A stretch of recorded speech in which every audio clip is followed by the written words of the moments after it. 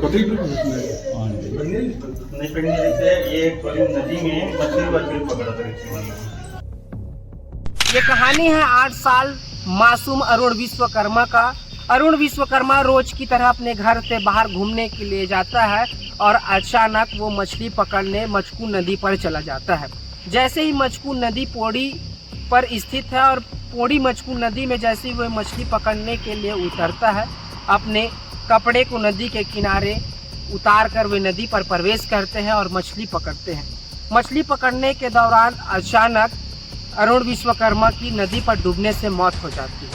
क्या नदी इतनी गहराई थी कि नदी की गहराई की वजह से उनकी मौत हो गई या फिर किसी और चीज़ की वजह से उनकी मृत्यु हो गई? अरुण विश्वकर्मा रोज की तरह शाम को अपने घर चला जाता था, परंतु जैसे अरुण विश्वकर्मा अपने घर नहीं पहुंचा तो वैसे में उनके जो परिवार के जो लोग हैं, उनके जो मम्मी है, उनके जो पापा है, उन्हें खोजना चालू कर देते। फिर बाद में पता चलता है कि जो मचकू नदी है पौड़ी का, उस नदी पर एक तैरती हुई जो मृत शरीर है वो नदी के किनारे तैरता हुआ मिलता है। तो पता चलता है कि ये जो शव है, जो ये बॉडी है, वो अरुण विश्वकर्मा का है। जैसे ही अरुण विश्वकर्मा को उनके जो मृत शरीर है उन्हें पीएम करने के लिए नज़दीकी मर्चुरी पोस्टमार्टम सेंटर ले जाया जाता है। फिर उनका पोस्टमार्टम किया जाता है तो पता चलता है कि नदी में डूबने से उनकी मृत्यु हो जाती है।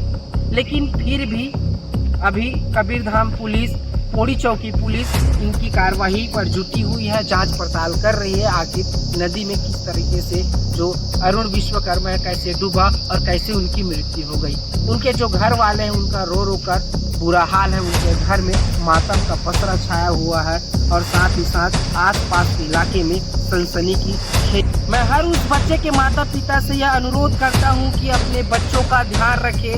बच्चे क्या कर रहे हैं, बच्चे क्या करने के लिए जा रहे हैं, चाहे बच्चे छोटे हो या बड़े, चाहे वो 18 साल का हो, चाहे 20 साल का हो, चाहे 22 साल का हो, चाहे वो 30 साल का हो, लेकिन उनके हर एक्टिविटी पर उनके जो माता पिता उन्हें ध्यान रखना चाहिए कि बच्चे क्या करने के लिए बाहर जा रहे हैं। और ऐसा भी होता है कई बार बच्चे अपने माता पिता से झूठ बोलकर किसी और अलग काम करने के लिए घर से निकलते हैं और अलग काम के लिए चले जाते हैं। कई बच्चे होते हैं जो कॉलेज जाते हैं और कॉलेज जाने के बहाने में किसी दोस्तों के साथ घूमने के लिए, चाहे वो अलग स्थल हो चाहे वो पर्यटन स्थल हो, कई अलग अलग जगहों में घूमने के लिए चले जाते हैं। तो मैं उन बच्चों के माता पिता से मेरा अनुरोध है कि अपने बच्चों की हर एक जानकारी ले कि कहाँ जा रहा है, क्या खा रहा है, क्या पी रहा है, ये सभी माता पिता ध्यान देकर सुने और अपने बच्चों को और अपने बच्चे की सावधानी बरतें।